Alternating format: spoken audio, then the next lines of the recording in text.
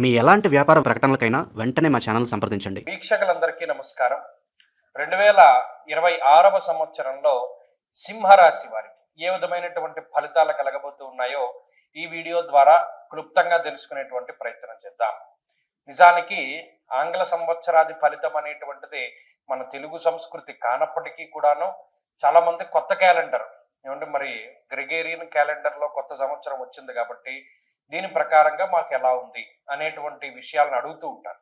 అలా అడిగినప్పుడు చెప్పడం ధర్మం. అయితే ఇక్కడ కొంతమంది అతిశయోక్తి ప్రదర్శిస్తున్నారు. ఈ నూతన ఆంగ్ల సంవత్సరానికి కూడా ఆదాయ వ్యయాలు, రాజపూజ్య అవమానాలు, మూర్తిమంతాలు ఇలా అనేక రకాలైనటువంటి విషయాలని జోడించి అసలు దాంట్లో సంబంధం లేకపోయినా అసలు గోచార పరిస్థితులు ఏంటి, దీనిలో గజకేసరి యోగాలు, బుధాదిత్య యోగాలు అనేక రకాలైనటువంటి అసలు సంబంధం లేనటువంటి విషయాలను ప్రస్తావిస్తున్నారు. ఇదొక ఎత్తు. అసలు మనం చెప్పే గోచారమే రాశికి సంబంధించిన విషయం, దీన్ని లగ్నంతో ముడిపెట్టి చెప్తున్నాడు, అసలు సంబంధం లేనటువంటి విషయం. సరే, ఇవన్నీ జరుగుతూ ఉన్నాయి. ఈ మాధ్యమంలో వచ్చిన తర్వాత ఎవరి పంధా వారిదిలాగానే ఉన్నది, వేరే పలు రకాలని చెప్పి. కాబట్టి అయితే ఉన్నటువంటి దాన్ని శాస్త్రోక్తంగా మనం చెప్పుకుంటూ వెళ్ళేటప్పుడు ఈ సింహరాశి వారిలో ఈ 2026వ సంవత్సరంలో ఉండేటువంటి గ్రహగతులను కనుక మనం పరిశీలన చేస్తే ఈ రాశి వారికి ఉన్నటువంటి గ్రహ సంపత్తిలో రాహు ఈ సంవత్సరం మొత్తము కూడా సప్తమ స్థానం అందు ఉంటారు. ఈ సంవత్సరం చివరిలో అంటే డిసెంబర్ 2026లో 6వ స్థానానికి మారతారు. షష్ఠరాహు చాలా అనుకూలమైనటువంటి గ్రహము. అయితే మరి ఈ సంవత్సరం అంతా సప్తమ రాహు ఫలితాన్ని చూడాలి. సంవత్సరం చివరిలో రాహు ఆయన షష్ఠంలోకి వస్తారు కాబట్టి రాహు మిశ్రమమైనటువంటి ఫలదాత. ఇక శనేశ్వరుడు అష్టమ స్థానమందు సంచారం చేస్తున్నారు. అష్టమ శనేశ్వరుని యొక్క దోషము ఈ రాశి వారికి ఉన్నది. ఇక్కడ మళ్ళా చాలా మంది అంటే ఇది ఎలా తయారైందంటే ఈ జ్యోతిష్ శాస్త్రం అన్నది ఖాళీగా ఉన్న వాళ్ళందరూ చెప్పచ్చు అనేటువంటి విధంగా తయారైంది. వాడేమో శని వక్రించినప్పుడు శనేశ్వరుడు రాశి మారకపోయినా వాడు ఫలితాలు పెడతాడు. వక్రించినప్పుడు ఈ ఫలితం అంటాడు, మళ్ళా రుజుమార్గంలోకి వచ్చినప్పుడు ఈ ఫలితం అంటాడు, వాడు ఇష్టం వచ్చినట్టు చెప్పుకుంటున్నాడు.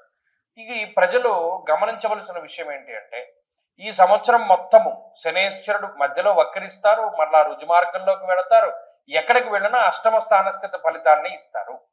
ఇది గుర్తుపెట్టుకోవాలి. ఇక గురుడు మాత్రం 2 సార్లు స్థానం మారతారు. జూన్ 2వ తారీఖు వరకు లాభస్థానమందు ఉన్నటువంటి గురువు జూన్ 2 నుండి అక్టోబర్ 31 వరకు వ్యయస్థానమందు, అక్టోబర్ 31 నుండి డిసెంబర్ 31 వరకు జన్మరాశి యందు సంచారాన్ని చేస్తారు.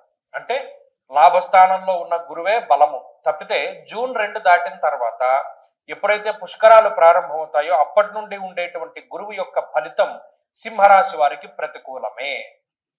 కాబట్టి ఓవరాల్ గా మనం పరిశీలన చేసినప్పుడు ఒక 25% నుండి 30% మధ్యలో ఉండేటువంటి శుభ ఫలితాలని సింహరాశి వారు ఈ సంవత్సరం పొందుతున్నారు.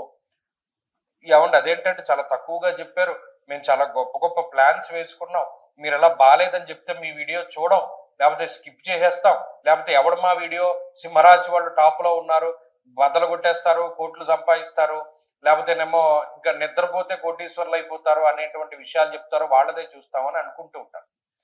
చెప్తారు కూడా చాలా మంది, లేకపోతే ఈయన ఎప్పుడూ నెగిటివ్ చెప్తాడని అంటారు. ఇక్కడ గమనించవలసిన విషయం, కొంతమంది తెలివైన వాళ్ళు ఉన్నారు. వాళ్ళు లాస్ట్ ఇయర్ నా వీడియో చూశారు. 24లో ఈయన ఎలా చెప్పాడు, ఎలా జరిగింది, 25లో ఈయన ఎలా చెప్పాడు, ఎలా జరిగింది, ప్రీవియస్ రికార్డ్స్ ఉంటాయి కదా, చెక్ చేసుకోవాలి. సింహరాశి వారికి బాగుందంటే బాగుంది, బాలేదంటే బాలేదు. నాకు మీ మీద ఏం కక్ష ఉండదు కదా. కాకపోతే ఏ పీరియడ్ బాగుంది, ఏది బాగా లేదని తెలుసుకుంటే మాత్రం కొంత ఉపయోగం ఉంటుంది. జూన్ 2వ తారీఖు వరకు గురువు యొక్క బలం ఉంటుంది కాబట్టి యశో వృద్ధిర్ బలం తేజ సర్వత్ర విజయ సుఖం అన్నాడు. అంటే ఇక పరిస్థితులు ఎలా ఉన్నా, ఇప్పుడు చూడండి బండి మీద వెళ్ళిపోతూ ఉంటాడు, చైన్ ఊడిపోతుంది, పెట్రోల్ అయిపోతుంది, సెల్ఫ్ ఆగిపోతుంది, అయినా బండి వెళ్ళిపోతుంది కొంతసేపటికి ఎదరకి. అలాగా అష్టమశని ఉన్నా, సప్తమరాహు ఉన్నా, మిగతా గ్రహాలు ప్రతికూలంగా ఉన్నా, గురుడు లాభంలో ఉన్నప్పుడు కొంత దూరం తీసుకుపోతాడు, ఎలాగోలా లాక్కుపోతాడు. బండిలో పెట్రోల్ అయిపోయింది, లేకపోతేనేమో బండి చైన్ తెగిపోయింది, ఏదైపోయినా సరే వీడు ఎదరికి వెళ్ళిపోతాడు, ఇంకోటి ఎవడో లిఫ్ట్ ఇస్తాడు, వాడు చేయి పట్టుకుని, లేకపోతే వెనకాల ఎవడో తన్నుతాడు బండి, వాడిలా తనడం ద్వారాను బండి వెళ్ళడం అయితే వెళ్ళిపోతుంది. అలా గురువు ఫలితాన్ని ఇస్తాడు. జీవితం ఏదో రకంగా ముందుకు వెళ్ళిపోతుంది. కానీ గురుబలం తగ్గిపోతే మాత్రం, జూన్ నెల 2వ తారీఖు దాటిపోతే మాత్రం కొంత ఇబ్బందులు ఎదురవుతాయి. ఎందుకంటే మరి 3 దీర్ఘ సంచార గ్రహాలు ప్రతికూలం అయిపోతాయి కదా. మరి అలా ప్రతికూలం అయిపోయినప్పుడు మళ్ళా గోచార పరిస్థితులు నెమ్మది పడిపోతాయి. జాతకం మీద ఆధారపడిపోతాం. జాతకంలో దశాంతర దశలు బాగుంటే ఈ ఫలితాలు మళ్ళా అంత ఇబ్బంది పెట్టవు, లేకపోతేనేమో కొంత ఇబ్బంది పెడతాయి. ఇది కొంత మనం చూచాయిగా తెలుసుకోదగిన విషయం. సరే, మరి ఏ రకమైనటువంటి ఆటంకాలండి జూన్ 2 దాటాక అంటే, అష్టమంలో ఉన్న శనేశ్వరుడేమో నానా కార్య విరోధస్యాత్ వ్యాధిపీడా ధనక్షయం అన్నది శాస్త్రం. అంటే హెల్త్ పరంగా ఇబ్బందులు పెడతారు, దెబ్బలు తగిలేలా చేస్తారు, చిన్న చిన్న సర్జరీలు జరిగేలా చేస్తాడు. శనేశ్వరుడు ఎక్కువ వాతానికి సంబంధించినటువంటి ఇబ్బందులు వచ్చేలా చేస్తారు, నరాలకి సంబంధించినటువంటి ఇబ్బందులు వచ్చేలా చేస్తారు. అలాగే ప్రత్యేకించి వాయు సంబంధమైనటువంటి రోగములు శరీరమందు ప్రబలడానికి, వాత రోగములు ప్రబలడానికి కూడా శనేశ్వరుడు కారణమవుతూ ఉంటారు. ఈ విషయాన్ని ప్రధానంగా గుర్తుపెట్టుకోవాలి. అలాగే సప్తమ రాహు అంత ప్రతికూలమైనటువంటి గ్రహము కాదు, అంత వ్యతిరేకి కాదు, కానీ ఆయన పర్సనల్ లైఫ్ లో కొంత డిస్టర్బ్ చేస్తాడు, డ్యామేజ్ చేస్తాడు. కొంత మీరు అనుకునేటువంటి విషయాలు అవతల వాళ్ళకి కన్వే అవ్వవు మీ జీవిత భాగస్వామికి. ఆ పరంగా కొన్ని చికాకులకు ఆయన కారణం అవ్వచ్చు. ఏదేమైనప్పటికీ మిశ్రమ ఫలదాత. గురువు మాత్రం జూన్ 2 దాటిన తర్వాత స్థాన మార్పుకి, స్థాన చలనానికి అవకాశాన్ని కల్పిస్తాడు. ఉద్యోగపరమైనటువంటి మార్పులు చేస్తారు.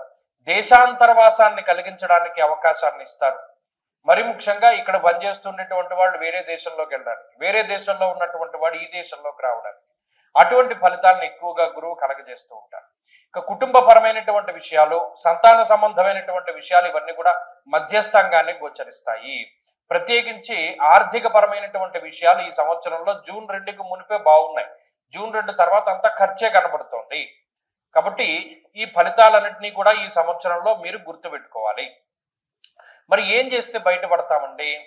సంకష్టహార చతుర్థి వ్రతాలు మీరు గుర్తుపెట్టుకోండి. శుక్లపక్షంలో చవితి కాకుండా కృష్ణపక్షంలో వచ్చేటువంటి చవితి తిథి రోజున విఘ్నేశ్వరునికి సంబంధించినటువంటి హోమము, అభిషేకము, అర్చన సంబంధమైనటువంటి విషయాల వల్ల, గణేశ అష్టోత్తర శతనామావళి స్తోత్ర పారాయణ వల్ల ఈ రాశి వారు ఎక్కువ లాభం పొందుతారు.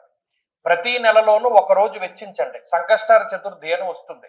ఆ సంకష్టార చతుర్థి రోజున ఖచ్చితంగా గణపతికి అభిషేకం కానీ, అర్చన కానీ, గరిక పూజ కానీ, అష్టోత్తర శతనామావళి కానీ చేయించుకోండి. అలాగే ప్రతిరోజు చదవలసినటువంటి స్తోత్రాల్లో గణేశ అష్టోత్తర శతనామావళి స్తోత్రం లేదా విఘ్నేశ్వరుని యొక్క అష్టోత్తర శతనామాలని ఖచ్చితంగా ప్రతిరోజు చదువుతూ ఉండండి. వీలుంటే వినాయకుడు ఉంగరం చేతికి పెట్టుకోండి. విఘ్నేశ్వరుని ఎక్కువగా ఆరాధన చేస్తూ ఉండండి. దానివల్ల మీకు శుభం కలుగుతుంది. స్వస్తి.